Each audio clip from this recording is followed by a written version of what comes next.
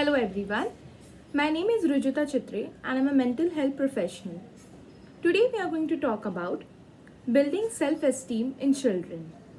So basically when I start about talking about self-esteem, let's first understand what self-esteem is. Self-esteem term itself means our sense of self.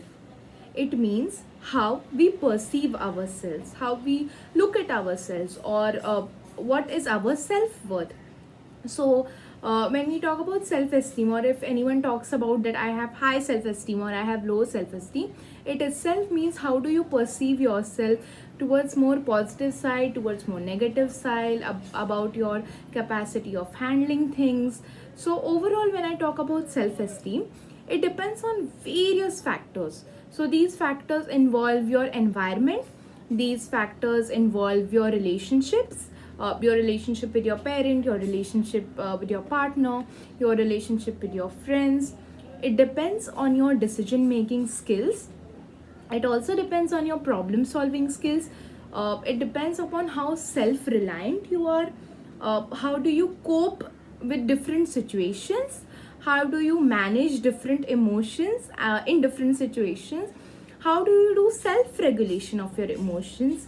So basically when we talk about overall self esteem, it all itself in a whole term means the way you look at yourself in different situations, the way you cope, and the way you go ahead with life and deal with different scenarios. So when I talk about self esteem, and as I said, it depends on many things. It starts right from childhood. So when I say about childhood plays a very important part because parents are our caregivers, and the way we perceive ourselves is through the eyes of parent. So as a child, we are not aware of what are the abilities I have, or do I have a good decision skill, or do I have a good problem solving skills. No child is aware of that. They look at themselves, they perceive themselves as the parent perceive themselves, because parents are the first caregivers. Parents are the one who bring a world to the child. So the way parent treat the child is very important in building the child's first image of themselves, or the child's self-esteem, to be said. So in this case, there are times when the parents are the one who appreciates the child, whether they do good, whether they succeed in something or not, who support them, or who are constantly with them the entire time. The child knows that I am important. Whatever I am doing, my parents are there to support. There is something which still I can do. There is something which is in my hands, and my parents are there to support me. That helps build a positive self-esteem. In some cases, what happens is there are parents who might be oversensitive, who care a lot, or there are times when the parent wants perfectionism. The parents might think that my child should be very good at particular things, and that's why they might try to interrupt when the child is doing something. Or if the child doesn't do it correctly, the parents also go to the punishment mode. Or there are times when the parent think that, I should be taking care of this, my child is too small for this. In that case, what happens is the child will rely on the parent. So whenever the child has to do something on their own, there comes a time when they have a doubt that, oh, can I do this on my own? I need someone to do it. So a bit of a dependency comes. The child might start doubting their decision making skills or their problem solving skills, because they were always told first that, you know what, I'm not sure you're able to do this, you might need help. So a kind of self-doubting is something which does hampers our self-esteem. So in this case, how you grow the child, how you let the child make the decision. It may be right, it may be wrong, but then you were there to support. You just play a role of a passive one, where the child does all the decisions and you're there whenever the child goes wrong. So both of these things affect a lot, and it affects self-esteem of the child in a way where the child now has to cope to a different situations in adulthood. So what we can do to build positive self-esteem, that is, a child will be having positive sense of self a child has a belief that, you know what, I can do this, or if no matter what situations, I'll try to figure out problem solving skills, or I will try to figure out solutions, or you know what, I have a support system, so let me just go ahead with it and see what happens, rather than the child who doubts himself or herself, or a person who will seek first help, the person who will first be dependent and then might try to do something. So in that case, let's see what we can do for the child. The first thing that should be done, irrespective of what age your child is letting the child make the choices. Now when I say choices, it's not about financial choices or property choices, but it narrows down to simple choices such as, you know what, you can buy your own clothes.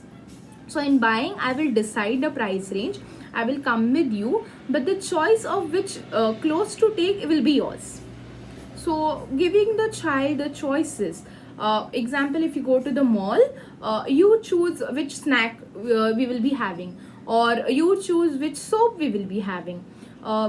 So you tell me what will be our weekend plan. Shall we go to a movie, or shall we go to some garden? So letting the child know that they have choices, their choices heard, and their choices act upon, and parents are asking for their choice. The choice is something which gives lot of confidence for the child. And how it helps in adulthood is that these choices which we think are very simple one are ones which actually are good decisions. Like for a child, choosing their own clothes or choosing a snack are something which are big decisions in their life, right? So as an adult, the child will be able to be good at decision making, the child will know the strategies, the child might come up with something. So it helps build decision making as an adult. If you let the child make small choices, you may or may not like it, you may give options to the child, but please understand that giving choices to your children about anything, about picking movies, picking food, to planning weekends, to planning trips, please give it to your child, because that is going to lead to a great confidence boost for the child. Another thing is involving your child in routine activities. So when I involve my child in routine activities such as, okay, you know what, you will wash the vegetables, I'll do the rest of it, then you can go and play or do anything you want to, or you know what, you will help me dry the clothes, or your duty is to water the plants, rest all you can decide your day. So giving small chores to the child, where the child knows that I am responsible for this thing. It can be giving food to the pet, it can be watering the plant, it can be this is a particular area, or this is my particular desk which only I clean. So there is something known as I have the responsibility, I have to do it, and I can do it, is something which is very necessary for the child. It can be taking care of their toys, to taking care of their notebooks, or as I said, plants, or maybe if they have a younger sibling. So this is something which also tells the child a message that you are a person I trust on, you are the person I trust with the work I have given, you are the person I know who is going to do this well. So again, this gives a lot of confidence for the child. The way the child perceive himself or herself will be, oh, I'm good at it, that's why mom is or dad is giving me this responsibility, which means I can take responsibilities. Now in this case, you have to ignore silly mistakes of the child. You can tell the child obviously, but then ignore silly mistakes of the child, and please boost the child the way they are going, because in this case it will just help him or her being a responsible person as an adult. Again, a very positive healthy self-esteem will be created. Another thing is developing problem solving skills. So as an adult, when we talk about problem solving skills, we always think about situations that are very difficult, right? So we always say that as an adult, if any problems come, you should be clever enough to solve it. But as I said, that these are the skills which are building blocks. These are skills which not would just come up like that. It depends on a lot of factors of your personality. One of the thing is your self-esteem. So in this case, problem solving skills involved, it can be very small. For example, we had planned this for dinner, and I forgot to got noodles from the mall. What do we do? So the child might suggest an other alternative. Give time to the child to come up with some other answer. It might be right, it might not be, but that is not our aim. Our aim here is whether the child understands problem solving skills, whether the child knows, okay, let me come up with different solutions. So let me come up with alternative solution is something again which the child would enjoy at that particular time. It can simply be, you know what, we had decided to go bike riding today, but today I think it might rain. What do we do? So simple things like that. It need not to be something where you take a word problem and sit with the child, but it can be very simple, such as such problem solving skills. Again, as we think it's simple, it does help a lot for the child, because the children now know that if things do not go my way or the way that, so that was their daily plan, that is something which was very important to them. So if things doesn't go my way the way I had planned my day, it's okay, I have alternate things to do. So when the child actually faces a difficult situation, in this case what happens is, I have alternative solutions, or if I don't, I will come up with it. Let me think. So this spirit, this confidence with the child needs is something which can be gathered through these certain incidents from childhood.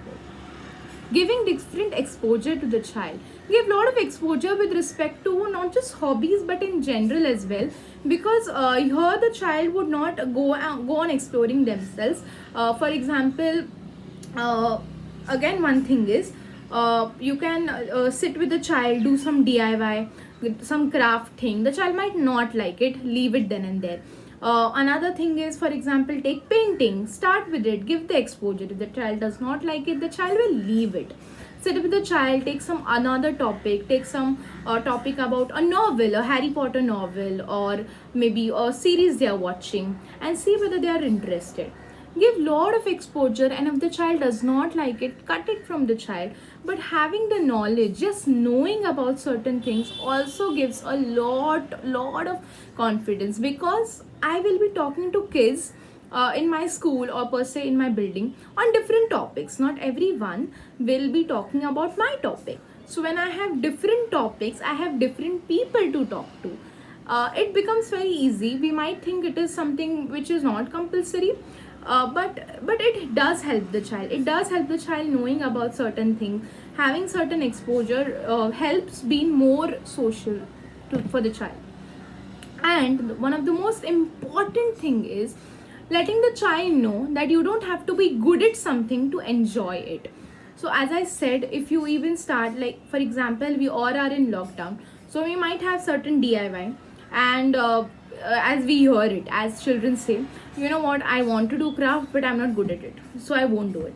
So in this case, a message goes is, if I have to do something, if I have to create something, I have to be good at it. So this is a message which is given not just through parents, or not just through your school maybe, or friends maybe, but even social media. So in this case, the first thing that is to be told is, it is not necessary to be creative to do something creative. You just have to enjoy the process of doing it. Or if you are reading, for example, a Harry Potter novel, you don't have to look upon every detail and then go ahead. You can just enjoy as it is. You don't have to remember certain characters, or while you're doing something, while you're playing a game, you don't have to come up with, or you don't have to bombard yourself with all the rules. It's okay to just enjoy the process. It's okay to just live in that particular moment than bombard yourself with, I'm not good at it, or it's okay, the product which I got at the end was not fulfilling. You just have to enjoy the process. So letting the child know that it's okay to not to be good at something and still do it will also help explore many things in the child. So in this case, when you are there to support the child, at the same time you're letting the child make decisions, problem solving skills, letting the child explore something on their own, and then you're there if they do something wrong, or if they have doubt at something, parents are there. But the first step is what you are going to take builds a lot of positive, a lot of healthy coping mechanism also, and at the same time self-esteem as well. So let's practice that. And as I said, there is no age appropriate thing as such. You can start it at any age, and let's see how it goes. Thank you.